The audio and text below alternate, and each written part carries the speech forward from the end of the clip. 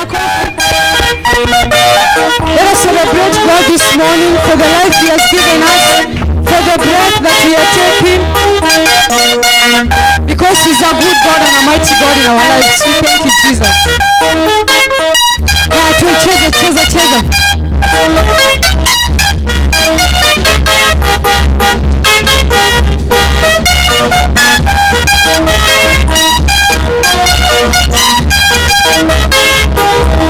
I see the miracle today. I see the miracle today. I never go away empty-handed. I see the miracle today. Amen. God bless you as you clap for your miracle today in Jesus' mighty name. Nachukua nafasi hii nimshukuru Mungu kupitia mtumishi wake kwa kuniandaa wakati huu wa Destiny Word. Praise the name of the Lord. Hii ni wakati ambaye Mungu anashuka, anakaa pamoja na wewe, anatuma malaika na Roho Mtakatifu ili chochote utakaposikia hapa, Roho mwenyewe ataisukuma na utaipokea kulingana na mapenzi ya Mwenyezi Mungu. Praise the name of the Lord. Kwa hivyo ningetaka kukuambia uko mahali hapa kwa mpango wa Mungu na mapenzi ya Mungu. Can you clap for the Lord powerfully? Amen. It is wonderful and it is so precious tunapoona siku ya leo we are in the house of the Lord. Already spiritually we are the year of double restoration, and also we are thanking God through our praises, wonders of praises, because that is all what God is requiring for us this month of wonders of praise. Praise the name of the Lord. Through wonders of praise, physically and spiritually, we are in the year of double restoration. Already God has perfected us that there is no more limit. Already we are over than to that. We are just rejoicing for what God has done. Tunapoona wakati wana wa Israeli walipokuwa wakitoka Misri na wakakuja, walikuwa na hofu pahali wanaelekea. Kama vile tulikuwa tunaanza January na tunashindwa where are we heading to, and then corona break from nowhere na tukawa hatuoni pahali. But today, through your praises of today, you will make it until 120 years in Jesus' mighty name. Shetani hajalara kukufuata, hata huwezi ukakosa kuona yale anapanga. But through the Holy Spirit of God and God of this altar is going to hold your hands and you start rejoicing because He has done it in a mighty way. So let us open our Bibles in the book of Exodus 15. Exodus 15 and verse 16. We can read until that 18. Briefly, we are going to read it, and then we see what happened to the children of Israel as they were closing. Let us read all of us. Fear and dread will fall on them by the greatness of your arm. They will be as still as a storm till your people pass over. O Lord, till the people pass over, whom you have purchased. Let's continue. Hallelujah.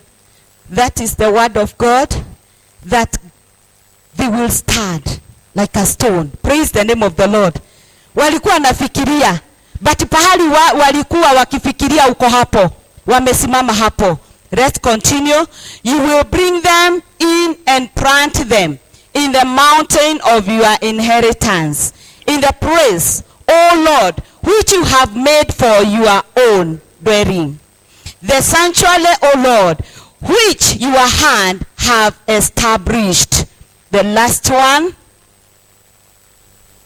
The Lord shall reign forever and ever. Praise the name of the Lord. Nataka kuambia kitu moja. Mungu amekupigania. Maadui wamesimama pale pale. It is for you, you cross over. It is for you, you declare. You are not on that side. You are in the house of the Lord, where God himself has established the mountain, this mountain, with his hand. Praise the name of the Lord. And Mungu mwenyewe, he is dwelling in this mountain. Praise the name of the Lord. The Lord shall reign forever and ever. In this mountain, God will reign.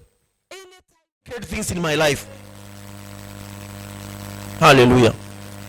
If you are one time in your mother's womb, and today you can walk, and today you can stand, today you can talk, who is this God? You should be desiring to know, who is this God that has brought me all the way up to this day? Hallelujah. We are not here because it's a Sunday. We are here because God is here. He wants to change your life. It is not because of it's a Sunday. I am surprised when we come here on Thursday. We just find 2 people, 3 people, 5 people, 6 people. Where are the rest? Which God do you worship? We don't have a God of Sunday only. We have God of all days. Hallelujah. We have God of all days. God of morning, evening, night, and every hour. God is the same. Hallelujah. Such like a day, my sister, you should be annoyed with your life where you are, my brother. The way Satan has frustrated you, you should say, today is today. It is my day. God is taking me to another level. Hallelujah. Hallelujah. Why should you like people to sympathize with you every day? Every day people sympathizing with you.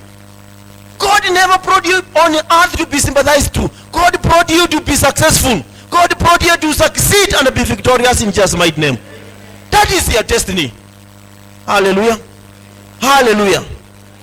So in this year of 2021, please, I'm asking you and requesting you, don't be the same who was 2020. Change. And God is going to take you higher. Change. The way you are doing things, change. My sister, my brother, change. And God is ready to take you far. There are people, when they just get even a single plate of food, they don't do anything the whole of the day. They are satisfied. God says there's no limit. There's no limit in your life. There's no limit. There's nothing and nothing God cannot do for you. God can do all things. And the Bible says in Philippians 4:13 that we can do all things through Christ. Are you getting your strength yourself? Who strengthens you? Who strengthens you? Why don't you ask for that strength? Why don't you, as such like a day, you are here, you are thinking about your husband, you are thinking about your wife, you are thinking about children, you are thinking about other things, money and everything. Why don't you think about that God who can give you strength to do all things? Clean up your mind. Clean up your mind. Whatever you are feeding your mind is the thing which is keeping you far away from God. It is sometimes a sympathy for me to see any person in the church and you are busy on phone and the word of God is being preached. It's sympathy. The devil is stealing your blessings while you are alive. Don't tell me, Pastor, I'm opening the Bible. The Bible is all over on the screen. Discipline yourself when you're in the house of God, and God shall take you where you want. Even if you want what God says, I'll give it to you. All things are possible with me. That is what God is saying. Discipline yourself. On a Sunday, a day like this one, even let nothing hold you back. When even these doors are being opened, you should be saying, God, I am here. Let me be the first person to take every blessing that comes in this church today. Be the first partaker. For how long, my sister, my brother, people shall sympathize for you. People shall pray for you. In the house of God, come and say, God, I have come this early. I will not live here the same. God, you must change my life. You change the life of Jacob unless it was not true. But if it was true, change my life too. You said God God in the Bible, you resurrected Lazarus. If truly you resurrected Lazarus, anything which is dying in my life, you have to resurrect it. If you are God who resurrected Lazarus, you are the same God I'm looking for today. Hallelujah. Let us discipline ourselves. Let us not take God like a local headman, like a DC, a chief. No, take God to be God. Hallelujah. This morning, we are looking at the favor of God. God's favor through praises. God's favor through praises. God's favor through praises. Ndugu mpendwa, kuna mambo mengi sana ambayo yametendeka maishani mwetu pasipo hata wewe kujua, pasipo hata wewe kutarajia. Lakini hata wakati mwingine hakuna siku umesimama na ukasema asante. Ninapoweza kuwauliza asubuhi ya leo, ni wangapi walipoamka asubuhi walisema Mungu, asante kwa kunipa kibali cha maisha, asante kwa kuniamsha siku ya leo, nimeona siku nyingine, thank you God. Very few. Kwa wao ni kawaida kulala na kuamka. But if we learn the discipline of saying thank you, I appreciate God, God shall keep on doing more and more in our life in Jesus' mighty name. So what is praise? What is praise? Praise is the heartfelt attitude to appreciate and be grateful for what God has done for you. It is the art of heartfelt expression or gratitude towards what God has done for you. Ni hali ya kuwa moyo wako unasikia kwamba urudishe shukrani kwa Mwenyezi Mungu kwa wema wake na yale yote ambayo amekutendea. That is praise. You stand up and you praise God. You say, God, I've never seen another God like you. The God who does only what he can do. No man can do the same. God who stopped the Red Sea. God who heals, who resurrects. God who blesses, who uplifts. God, I'm here to praise you. So praises is an act, or is an act, an expression from the heart. Another thing we need to know about praises. Praises is the key to invite God. Sifa ni ufunguo wa kumwalika Mungu katikati yetu. Praises is the key to provoke the presence of God to come down. Sifa ni ufunguo ambayo inachochea uwepo wa Mungu kuja katikati yetu. Tunapokuwa watu wa sifa, tunapokuwa watu wa kumsifu Mungu asubuhi, mchana, jioni, usiku, Mungu uwepo wake utatumu nasi. Hallelujah. So we are talking about God's favor through praises. You can say, I went to Nairobi through Thika. I went to Nairobi through Mlolongo. I went to Nairobi through Nakuru, through Kajiado, everywhere. So, only through praises that you can attract the presence of God in our lives. So what is favor? What is favor? Favor is the act of gladness beyond what you expect or beyond the usual. What is favor? Favor is the act of kindness beyond the expected or the usual. Hiyo ni kibali. Ndugu Mwenyezi Mungu anatupa kibali hata mahali ambapo hatutarajie. Mungu anatuwezesha. Mungu anatufikisha ng'ambo ingine. Wana wa Israeli walipokuwa katika bahari ya Shamu, waliona sasa mwisho wao umefika, hawawezi kupita hapo. Lakini kwa ajili God had favor with them. He made them cross on a dry land. There was nothing they paid God. Favor is the act of kindness beyond what you expect or whatever is usual. People of God, most things that God does for us, it is just because of favor. Did anybody tell God to create him with 2 legs? Kuna mtu yoyote ambaye aliuliza Mungu amuumbe na miguu miwili? Kuna yoyote ambaye aliuliza Mungu amuumbe na macho mawili, masikio mawili? It was just God's favor that we were born the way we are. So we should appreciate God when he is releasing this kind of favor. It is for free and it's beyond what we expect. Hallelujah. So things are happening, brethren, beyond the usual. If you expect and you praise God, then he gives you supernatural, which is beyond normal. Hallelujah. Hallelujah. If God is doing things without us praising him, what of if we praise him? If God every day he is loading us with good things, what of if every day we are praising him? How much can he do? He can do beyond the expected. Kama Mungu anatutendelea mema, kama kila siku Mungu ametuhifadhi, kila siku Mungu ametubariki, pasipo hata sisi kumsifu hata kumshukuru, itakuwaje siku ile ambayo tutamsifu daima? Mungu atatutembelea kila wakati in Jesus mighty name. Hallelujah.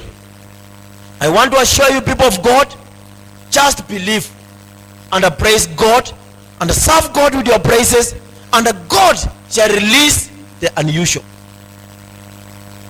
You are praying, God, when I go to my business, let me have 4 customers. God is God of multitudes. God is God of increase. When you praise God, you are asking for 4 customers. God can release even 50. Hallelujah. Hallelujah. Discipline your tongue. Discipline your tongue. Tia nidhamu ulimi wako. Ukitia nidhamu ulimi wako, unaue ulimi wa kumsifu Mungu pekee, Mungu kila wakati atashuka kwa mambo yako. Hallelujah. So let us all the time serve God with our praises. We find Joseph in the Bible. Joseph was born in a family, like each one of us was born in a family. Yusufu akazaliwa kwa familia ambapo kulikuwa na watoto wengine, na alizaliwa na wazazi. Hata sisi wote tumezaliwa na ndugu na dada na wazazi. Lakini Yusufu akafika mahali Mungu akamwonyesha maono atakuja kuwa mtu ambaye amebarikiwa na ameinuliwa. Ndugu zake wakamchukia, wazazi wake wakamchukia. Sijui mahali ambapo wewe umesaliwa, ndugu mpendwa, sijui. Mimi najua mahali ambapo nimesaliwa, lakini wewe sijui, dada yangu sijui. Lakini sijui kama mambo yako yote wanayakubali, wanayakumbatia. Lakini Yusufu walimkataa, wakamchukia. Walipomchukia wakaamua heri wamuue. Lakini by God's favor he was not killed. He was sold as a slave boy. I don't know those people who are planning evil against your life. I don't know those people who are planning your end, because God is taking you far. But if you remain faithful to God, if you remain obedient to God, and you keep on praising your God day and night, he shall forever favor you even before your enemies. Hallelujah. It came to a point they sold him to Egypt. Your brothers are planning evil. I'm saying, even if your sisters, your brothers, your parents are planning evil against you, your enemies, your neighbors, your friends, your colleagues are planning evil against you, if you remain a person of serving God with praises, morning, afternoon, evening, night, God shall forever protect you. Can somebody shout a big amen? God shall forever protect you. When Joseph was thrown in the pit, they wanted to kill him. When Joseph was being sold as a slave boy, they wanted to forget about him forever. But the Bible says God was with Joseph. Did Joseph go with his parents? Did Joseph go with his brothers? Maybe you are lucky you have got brothers around you, you are living with them. But what is the most important is God is with you. God is with you in Jesus' mighty name. Genesis 37:36. Genesis 37:36. Shall we all read? Had sold him in Egypt to Potiphar, and the officer of Pharaoh and the captain of the guard. Let us read once more.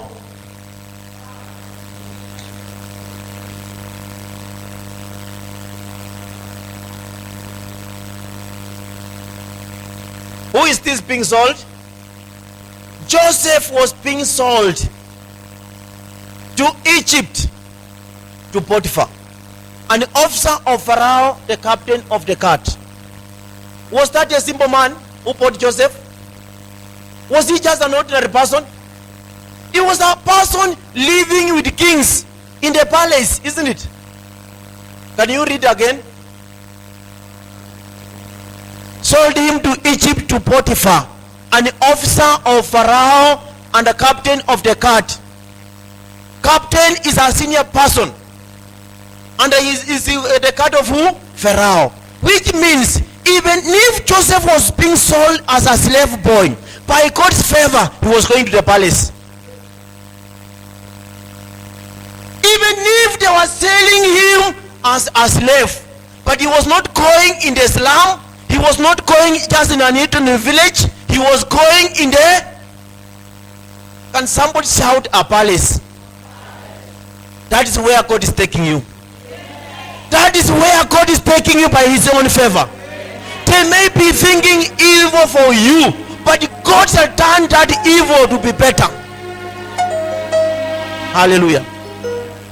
So when others are frustrating you, when others are looking down upon you, when others are snatching things from you, when others are beating you up and down, when others are painting you black, God is painting you white, and God is taking you on the top in Jesus' mighty name. By God's favor. That shall be your testimony in Jesus' mighty name. Why is this happening? This is happening because even if Joseph was sold as a slave boy, he never forgot his God. Hakumsahau Mungu wake. Ndugu mpenzi, wewe uko hapa, hata kama mambo imekufinya kiasi ya kwamba huwezi kupumua, lakini bado uko hai, muamini Mungu wako. Trust your God. Speak well about God. Praise your God, and God shall for sure fight for you in Jesus' mighty name. I don't know what you are going through. I don't know exactly what you are going through. But God, your maker, knows. Mungu ambaye amekuumba anajua yale ambaye unapitia. Biblia inasema wakati Yusufu aliuzwa kama kijana ambaye ni mtumwa katika nchi ya Misri, akiwa chini ya Potiphar, Biblia inasema chochote kile ambacho Yusufu alifanya kilienea na kikaendelea, and he prospered. I want to tell you, my sister, even if people are thinking evil of you, even if the devil every night, every morning is after your life, God shall prosper you. God shall prosper you in everything you do in Jesus' mighty name. Wachawi na wakanga wainuke kinyume na mambo yako, Mungu atabariki mikono yako kuanzia leo. Kuanzia leo Mungu atabariki mikono yako. Whatever you shall touch and do, you shall prosper. Yusufu aliuzwa Misri, ndiposa aende afe kama mtumwa. Lakini Biblia inasema Joseph never forgot his God, and God was with him, and whatever he did, he prospered. I see you prospering in Jesus mighty name. Unaweza kuwa ulikataliwa kwenyu, unaweza kuwa ulikataliwa na watu wa kwenyu, unaweza kuwa umekataliwa kazini, mahali ambapo unaishi umekataliwa, lakini Mungu wa kibali anaenda kuwa juu yako. Whatever you do, you shall prosper in Jesus mighty name. In Jesus mighty name. Genesis 39 from verse 1. Genesis 39. Genesis 39. Let us all read.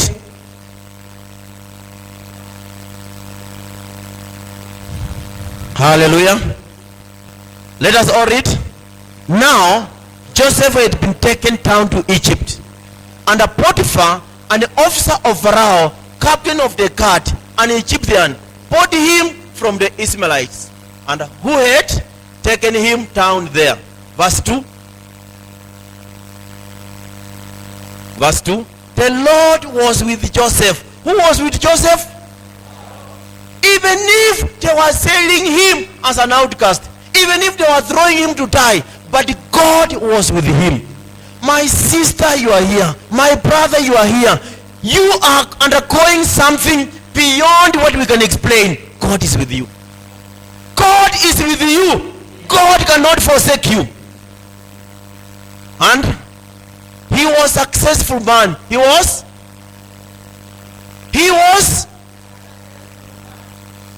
being sold to die.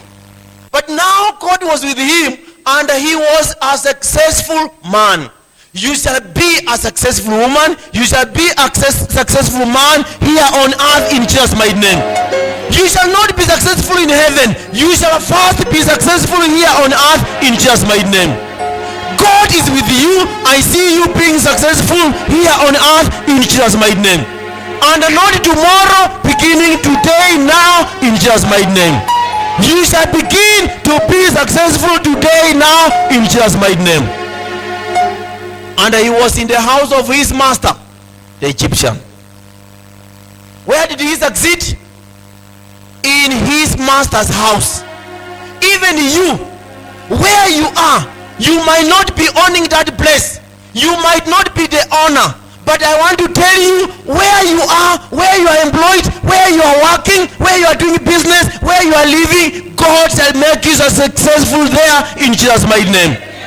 God shall make you successful there in Jesus' mighty name. The Lord was with Joseph, and he was a successful man, and he was in the house of his master, the Egyptian. Was he with his brothers? Was he with his sisters? Was he with his parents? He was with his master, and God was with him, and he was successful. Even you do not have any excuse why you should not be successful. Ndugu mpendwa, hata wewe hauna excuse ya kukosa kufaulu. You rise up and you say, I am with God, I am succeeding. You don't have any reason why you are not successful. You don't have any excuse. You have got all reasons to succeed. You are not a slave. Are you a slave? Are you a slave? Joseph was a slave, but he is successful in his master's house. You are free. You can go to bed anytime you want. You can wake up anytime you want. You can go where you want, but you are sleeping. Can you wake up and be successful? Can you wake up and be successful? Can you wake up and be successful? Every day you wake up in the morning, say, God, I'm here. Because you are with me, I must be successful. I must be successful. Say, I must be successful. Because God is with you. Say, I'm going to be successful because God is with me. In Jesus' mighty name. Next verse 3. The Bible says, and his master saw that the Lord was with him, that the Lord made all he did to prosper in his hand. My sister, my brother, wacha kusema hapa kuna uchawi, wacha kusema hapa watu wananichukia. Biblia inasema huyu kijana alikuwa mtumwa, lakini yule mkubwa yake akaona huyu kijana Mungu ako na yeye, chochote kile ambacho anafanya kinafaulu. the way it is difficult for you to say amen, that is the way it is difficult for you to succeed. Just to say the word amen is difficult, and that is the way it is difficult for you to succeed. We must change that now in Jesus' mighty name. We must change it now in Jesus' mighty name. You must succeed in Jesus' mighty name. I read this verse, and his master saw that the Lord was with him. The neighbors shall see that the Lord is with you and your family. The people you are doing business with, they shall see this person, God is with him. God is with her. Where you are employed, people shall see this person, God is with him. God is with her. And whatever you do shall prosper. Yes, you see how many men I'm getting? You see how many men I'm getting? That is how people are blessed. Next verse, verse 4. Amen is not to the pastor, amen is to God. Amen is not to pastor, amen is to God. If you acknowledge what God is doing and what he has already done, he shall do it for you. Let us all read.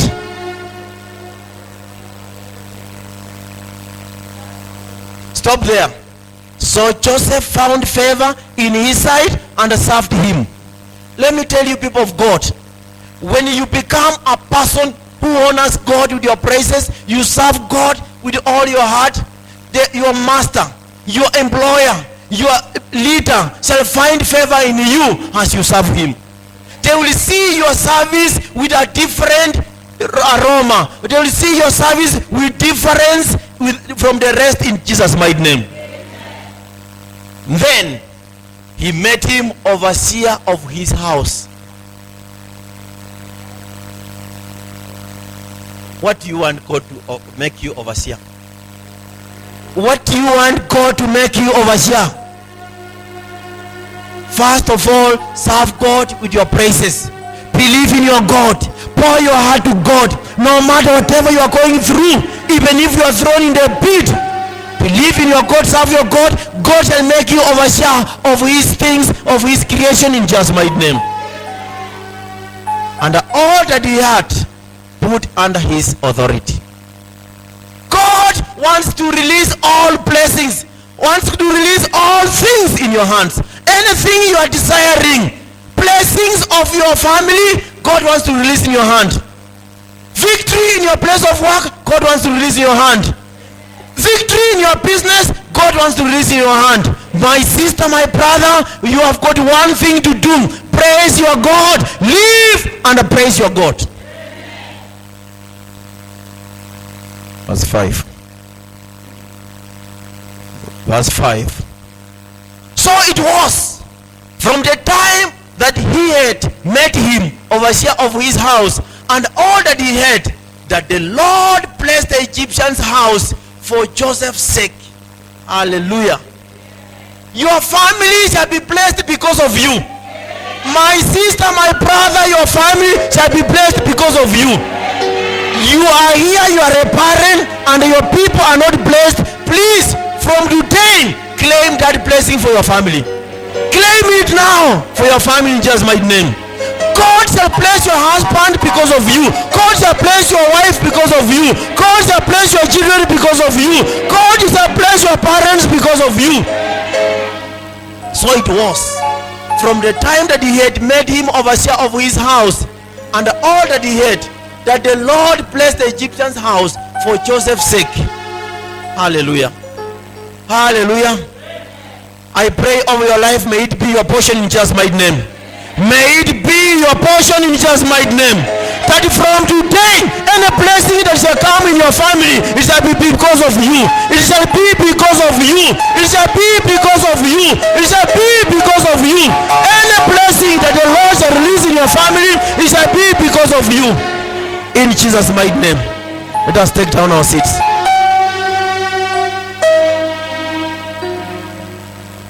And the blessing of the Lord was on all that he had in the house and in the field. My sister, my brother, you shall be blessed in your home. You shall be blessed wherever you go. Even if you go visiting, God shall still bless you. Even if you are working in the shamba, God shall bless you. Even if you are working in the office, God shall bless you. Even if you are working in your home, God shall bless you. That shall be your blessing in Jesus' mighty name. Verse 6. Verse 6. Thus he left all that he had in Joseph's hand, and did not know what he had except for the bread which he ate. Now Joseph was handsome in form and in appearance. God shall beautify you. God's favor shall beautify you. You shall be beautiful because of God's favor. You shall be handsome because of God's favor. Wherever you go, you shall shine because of God's favor. People shall admire you because of God's favor. If that is your portion, shout a big amen. In Jesus' mighty name. I see God's favor turning around your life in Jesus' mighty name. I see God's favor changing your situation in Jesus' mighty name. I see God's favor taking you on the top in Jesus' mighty name. I see God's favor beautifying you in Jesus' mighty name. Wherever you shall go, you shall be admired in Jesus' mighty name. Therefore, my sister, my brother, in every area, in your family, in your personal life, your enemies, however bad they are feeling about you, however bad they are wishing you, however bad prayers they are praying for you, that you shall not see the end of a day, God shall turn it to be a blessing. God shall turn it to be a blessing. If the brothers of Joseph told him to go and die, but wherever he went, God is blessing him every day. I see God blessing you every day. I see God blessing you every day. I see God blessing you every day. Because God's presence shall never part from you. Genesis 28:15. Genesis 28:15. Let us all read. Behold, I am with you, and I will keep you wherever you go, and I bring you back to this land. For I will not leave you until I have done what I have spoken to you. Amen. Hallelujah. Amen. Hallelujah. Amen. Let us read again. Behold, I am with you. I will keep you wherever you go, and I will bring you back to this land. For I will not leave you until I have done what I have spoken to you. May that be your testimony. May that be your testimony. May that be your testimony. Nothing shall cut your life short wherever you go in Jesus' mighty name. Even if you travel day and night, God shall keep you alive in Jesus' mighty name. And God shall fulfill your destiny in Jesus' mighty name. In Jesus' mighty name. Let's take down our seats in the presence of the Lord. Brethren, when the presence of God abides with you, nothing, no weapon formed against you, no evil satanic altars are rising against you, no witches crossing ahead of you, no lines thrown on earth, nothing shall hinder you to prosper in Jesus' mighty name. Therefore, when the presence of God is with you, nothing shall limit you. Nothing shall limit you.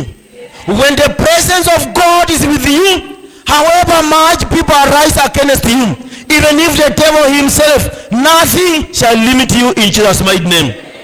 Joshua 1:5. Joshua 1:5. Let us read Joshua 1:5. No man shall be able to stand before you all the days of your life. As I was with Moses, so I will be with you. I will not leave you nor forsake you. Read again.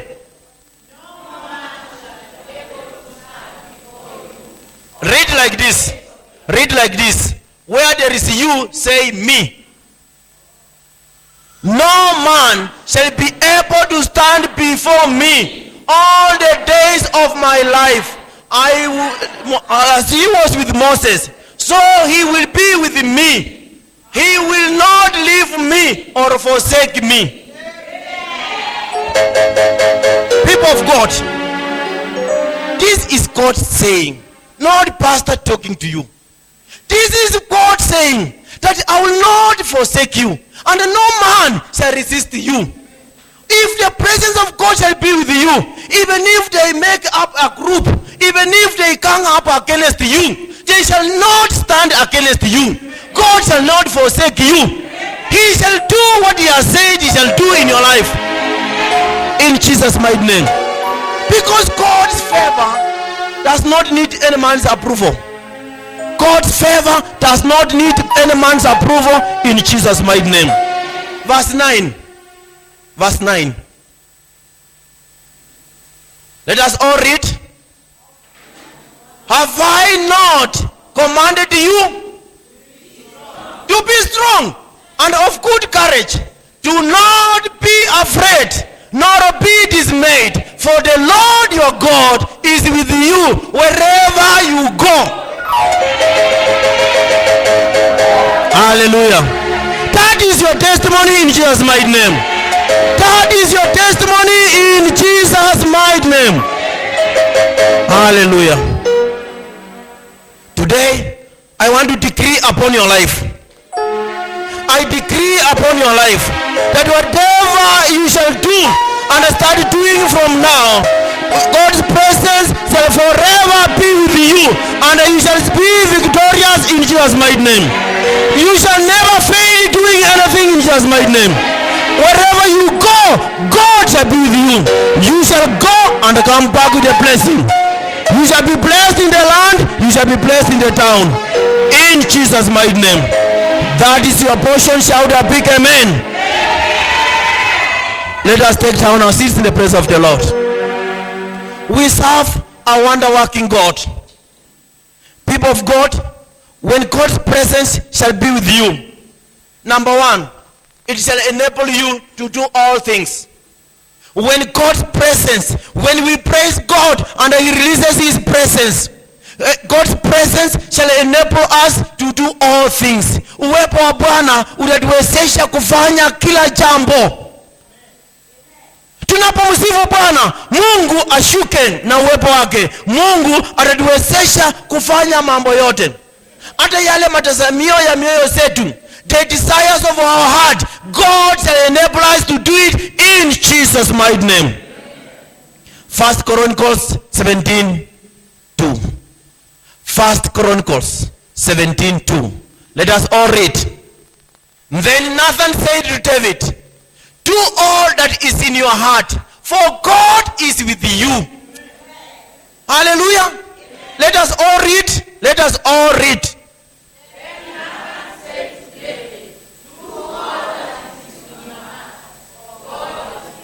Read it this way. Then pastor told me to do all that is in my heart, for God is with me.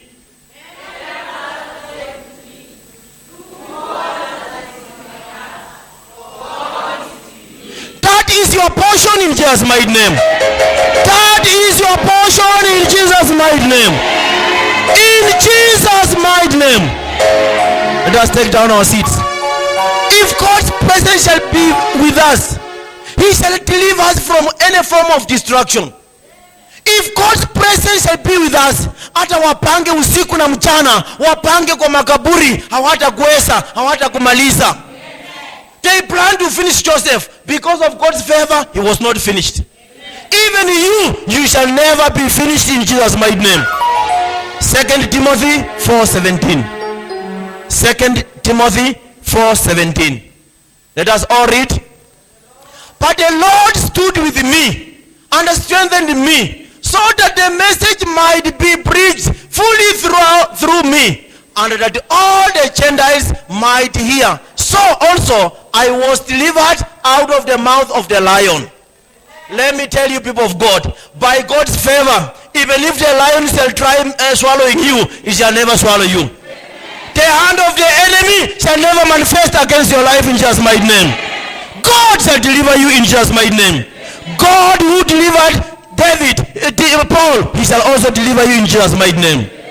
Hallelujah. Hallelujah. All your adversaries, maadui zako wote, by God's presence, they shall fall before you. However much they shall struggle to finish you, however much they shall struggle to kill you, they shall trample one by one, they shall fall one by one. You shall go on their grave to witness their burial one by one, in Jesus' mighty name. In Jesus' mighty name. Because God shall forever be with you. Jeremiah 20 verse 11. Jeremiah 20 verse 11. Let us all read. But the Lord is with me as a mighty, awesome one. Therefore, my persecutors will stumble and will not prevail. They will be greatly ashamed, for they will not prosper. Their everlasting confusion will never be forgotten. Hallelujah. Hallelujah. Hallelujah. Can you say, this is for my enemies? This is for my enemies. Which one? But the Lord said to me, as mighty and awesome one. Therefore, my persecutors will stumble, will not prevail. They will greatly be ashamed. They will not prosper. Their everlasting confusion will never be forgotten. Hallelujah! That is our portion in Jesus' mighty name. That is our portion in our Jesus' mighty name. All our enemies, let them receive their portion in Jesus' mighty name. Lift up your hands and say, I charge you, my enemy, by the word of God. I charge you, my enemy, by the word of God. Let them receive their portion now, in Jesus' mighty name. I want you to be on your feet. I want you to be on your feet, because the presence of God is with us. This is going to be our confidence. Yani hii ndio inaenda kuwa hakikisho letu kwamba Mungu wetu ni Mungu wa ukweli, ni Mungu anayetupigania, ni Mungu ambaye anatujali. That when the presence of God is with us, number one, the Almighty God shall be with you always. The Almighty God shall be with you always. When you are given something, how do you receive something? You receive with your hands, isn't it? You possess with your legs. So receive and possess in Jesus' mighty name. That is my portion in Jesus' mighty name. When the presence of God shall abide with you, He shall be always with you in Jesus' mighty name. All your enemies and oppressors, forever they shall not prevail. You shall prevail over your enemies in Jesus' mighty name. You shall prevail over your enemies in Jesus' mighty name. All your accusers, they shall stumble and fall before you in Jesus' mighty name. In Jesus' mighty name. Whatever you've started doing in the house of God and in your life, God shall sustain you and you shall finish successfully in Jesus' mighty name. That shall be your portion in Jesus' mighty name. The word of God says, God shall not fail you in 2020 and 2021 in Jesus' mighty name. God shall not fail you in 2020 and 2021 in Jesus' mighty name. As you keep praising your God, wherever you go, God shall not leave you to be destroyed. Your enemies shall die one by one.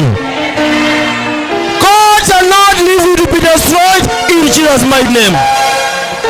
As we give wonders of praise, God shall release your destiny helpers from now in Jesus' mighty name. As we praise our God, God is commanding your destiny helper today in Jesus' mighty name. I see your destiny helper coming today. I see your destiny helper now. You shall not be alone. Your destiny helpers shall start helping you in Jesus' mighty name. As we give wonders of praise in this month, all who are antichrist, your accusers, your oppressors, God shall bring them under your feet in Jesus' mighty name. God shall bring them under your feet in Jesus' mighty name. They shall be ashamed in Jesus' mighty name. They shall live in confusion in Jesus' mighty name. Hallelujah. As we give praises to God, all those who are against you, all those who are stealing your blessings, God shall turn them to bless you. They shall bless you in return in Jesus' mighty name. They shall bless you in return in Jesus' mighty name. They shall bless you in return in Jesus' mighty name. God's favor shall spoil your enemies. They shall give you valuables.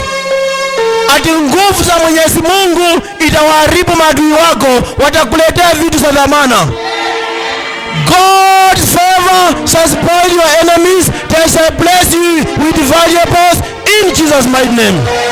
Let us celebrate God and say, that is my testimony. That is my testimony. That is my testimony. In Jesus' mighty name. That is our God. That is our God. Say, that is my God. Who favors me. I'll praise him forever. That is my God. Who favors me forever. I'll praise him forever. Let us take down our seats in the presence of the Lord. Hallelujah. Let us see the word of God in 1 Chronicles 28. 1 Chronicles. 1 Chronicles 28 verse 20. Let us all read. And David said to his son Solomon, be strong and of good courage, and do it. Do not fear, nor be dismayed, for the Lord God, my God, will be with you. He will not leave you nor forsake you until you have finished all the work of the service of the house of the Lord. Long life is your portion in Jesus' mighty name. Long life is your portion in Jesus' mighty name.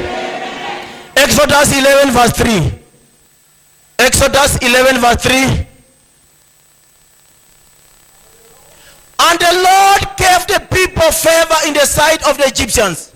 Moreover, the man Moses was very great in the land of Egypt, in the sight of the Pharaoh's servants, and in the sight of the people. Hallelujah. You shall be great. You shall not be small. Wherever you go, you shall be a mighty man, a mighty woman of God in Jesus' mighty name. By us continuously praising God, people of God, I want to assure you, your testimonies shall never cease. When we continue praising God for the previous testimonies, if we thank God for what he did yesterday, for what he did in the morning, he shall do it now. If God gave our brother a job, if God gave our sister a job, if God gave that family a house, he can do it again and even more. Hallelujah. David knew the secret of praising God for the past testimonies. He stood before Saul and said, King, can I tell you one thing? My God, when I was looking after the sheep of my father, the bear came, the lion came. They snatched my father's sheep. But I battled and I killed the lion and I killed the bear. So this man is nothing. God delivered even Goliath in his hands. I want to tell you, people of God, whatever God has done for you, it can even be multiplied more and more in Jesus' mighty name. So let us keep on praising God for whatever he has done in Jesus' mighty name. One thing, David never took the glory for himself. He took the glory to God. That is why he was giving Saul a testimony of what God has done. My sister, my brother, if you stand also and say, come and see what the Lord has done to me. Come and see what the Lord has done to my family. Come and see what God has done in my business. Come and see what God has done in my career. Come and see what God has done in my children. People shall celebrate God, and God shall multiply you in your testimonies in Jesus' mighty name. I see your testimonies multiplying in Jesus' mighty name. Hallelujah. So Goliath, a great warrior, came down in the presence of David, a small shepherd boy. I don't know what is bothering you. Goliath was a bother for Israel. Goliath alikuwa chukizo kwa wana wa Israeli. Subuhi na jioni alikuwa na wakashifu, anakashifu Mungu wao. Sijui ni kitu gani kinaaibisha familia yako subuhi na jioni. Sijui ni kitu gani kinakera familia yako subuhi na jioni. Hata wewe ukianza sasa kumpatia sifa Mungu kwa yale ambayo amekutendea, ni yule yule tu Mungu ataondoa hii dhiki. Can you say a big amen? I see God fighting for you in Jesus' mighty name. I see God fighting for you in Jesus' mighty name. Today, no matter the challenge, God who did it yesterday, God who did it in the morning, is going to do it again in Jesus' mighty name. In Jesus' mighty name. 1 Samuel 17:34. 1 Samuel 17:34. Let us all read.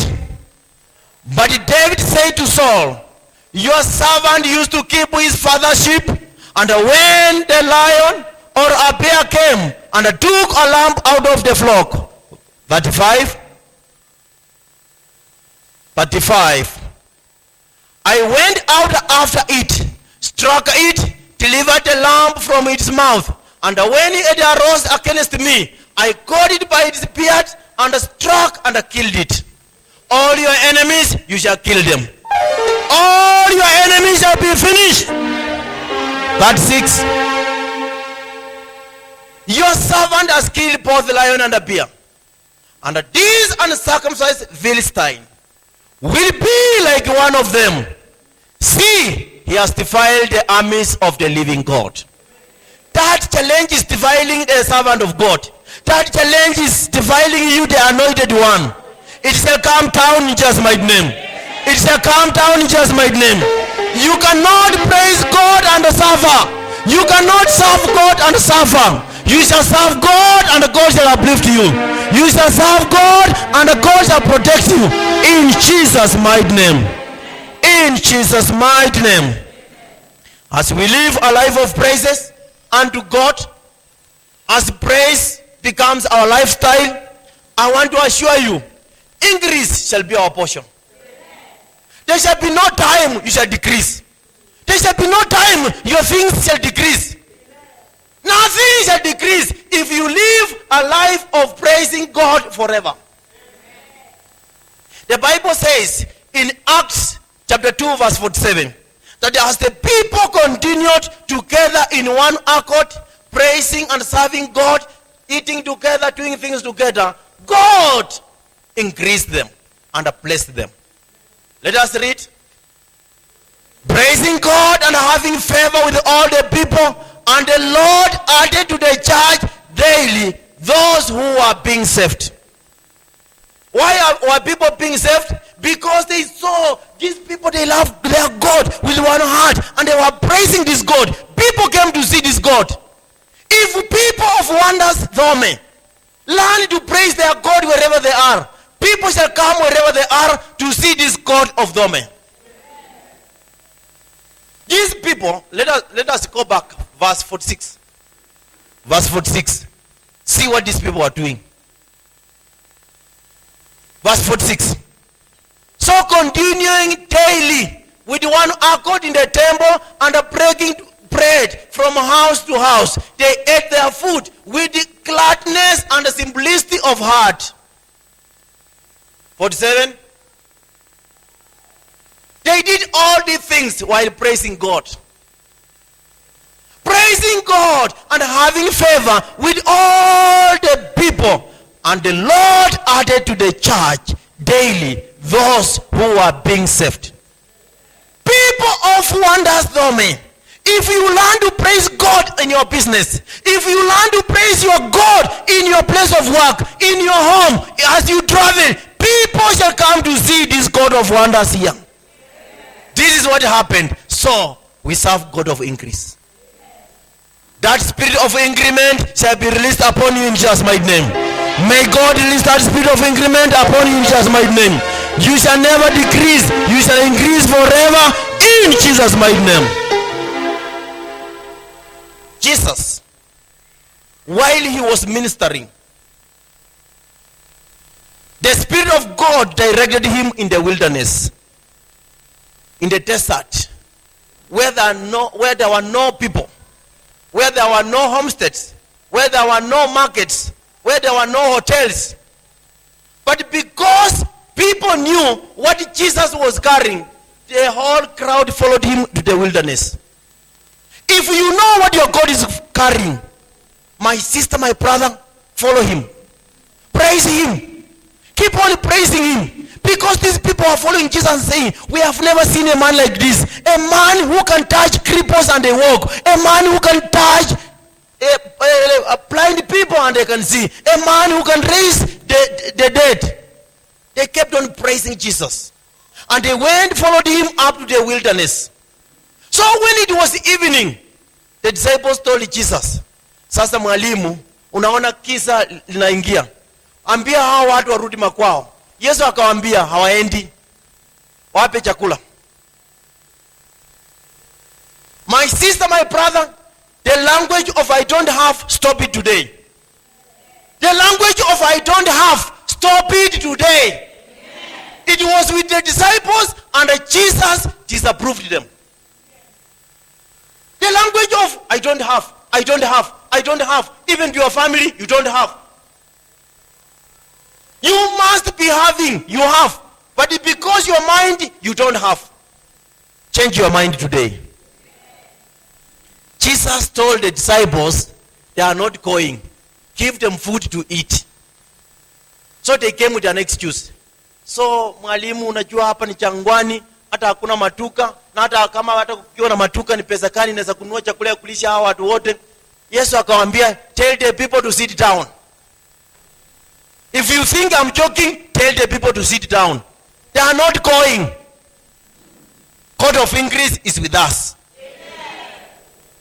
They said, sasa mwalimu, hapa we only have a lot. Tunakichana hapa, ana samaki wawili na mikate mitano. Akasema hiyo ngitalisha hawa. Wewe papa, wewe mama, kile ambacho unacho kitatoshelesha familia yako. Kuwa ni mama wasifa, kuwa ni papa wasifa. Hiyo ambayo unayo inatoshelesha na hata baki. Yesu alipopewa mikate na samaki, akainua juu na akashukuru Mungu na akasema, na kushukuru Baba kwa hawa samaki wawili na hii mikate 5. Naomba Mungu iongezeke, watu hawa Mungu wale na washibe. Biblia inasema hiyo mikate 5, samaki wawili, walilisha wanaume, hatujahesabu wa mama na watoto, wanaume 5,000.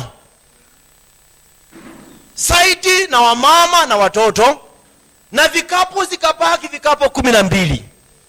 Lakini wanafunzi wa Yesu tayari walikuwa wamesema haitoshi. Ndugu mpendwa, siku ya leo toa kwa akili yako, hauna, haitoshi. Everything is enough when you praise your God.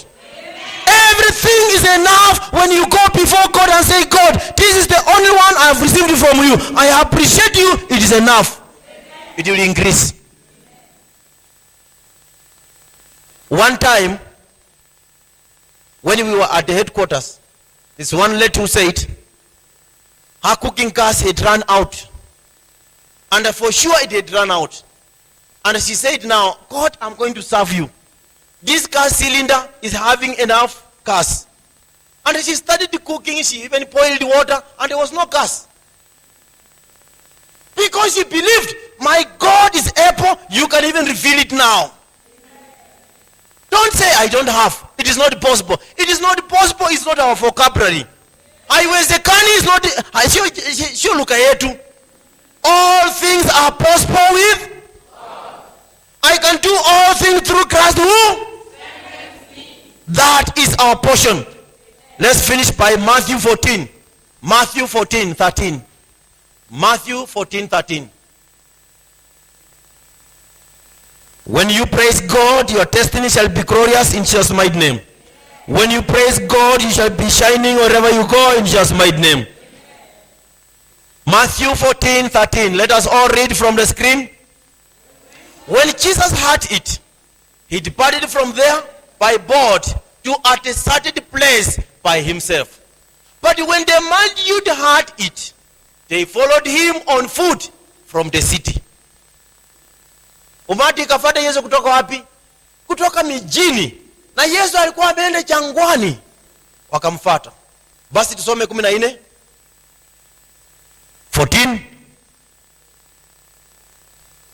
And when Jesus went out, he saw a great multitude, and he was moved with compassion for them, and he healed their sick. When you praise God, my sister, and you follow him with passion, you serve him with passion, no sickness is impossible. All sickness are possible with God. All forms of challenges in your life are possible with God. 15. When it was evening, his disciples came to him saying, "This is a deserted place, and the hour is already late.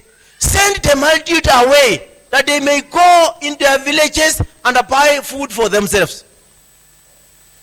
You see how sometimes you see, wakeni wamekutembelea hata ujue hao ni malaika, unasema sasa hii masaa imefika, hata hatuna malazi ya kutosha, hata hatuna chakula. Sasa sisi tulikuwa na shughuli nyingine tunaenda, tunaweza kuwasindikiza. These were the disciples.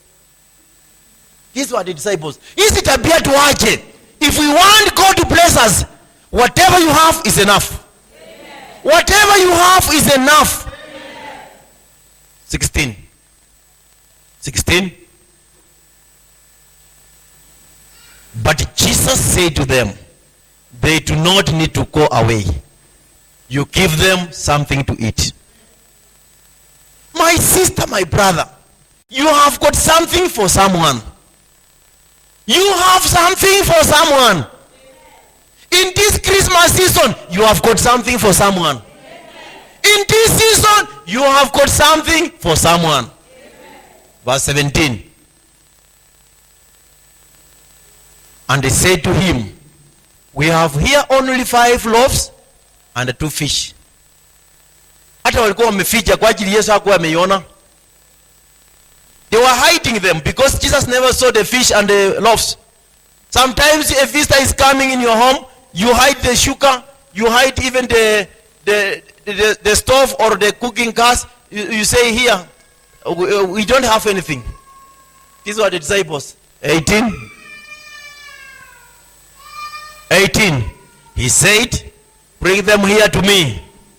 Whatever you have, my sister, my brother, offer it to Jesus. However small you think it may be, offer it to Jesus. Offer it to God. Offer it to God. And if truly you know it is the only one thing you have, offer it. Verse 19. Verse 19. Then he commanded the multitudes to sit down on the grass.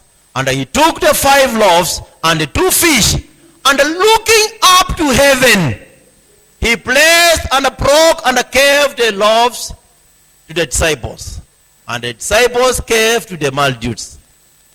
Another version of the Bible, when you read Amplified Bible, says, and he gave thanks to the Lord. Anything you have during this time of Christmas, don't say it is little. Give thanks. Appreciate God. 20. Verse 20.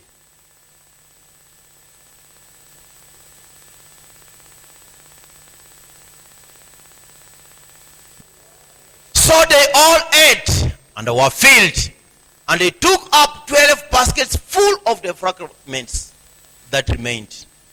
My sister, my brother, Do not limit your faith. Do not limit the power of God. Keep on praising him. Whatever you have, praise him. Whatever you have, praise him. Start praising him even now. I praise you, Jehovah God, for whatever you've given me in this season. God, I thank you. 21. 21. Now, those who had eaten were about 5,000 men, besides women and children. Don't say, wasikuje kwangu nitawapatia nini. You have something. You have something. Hallelujah.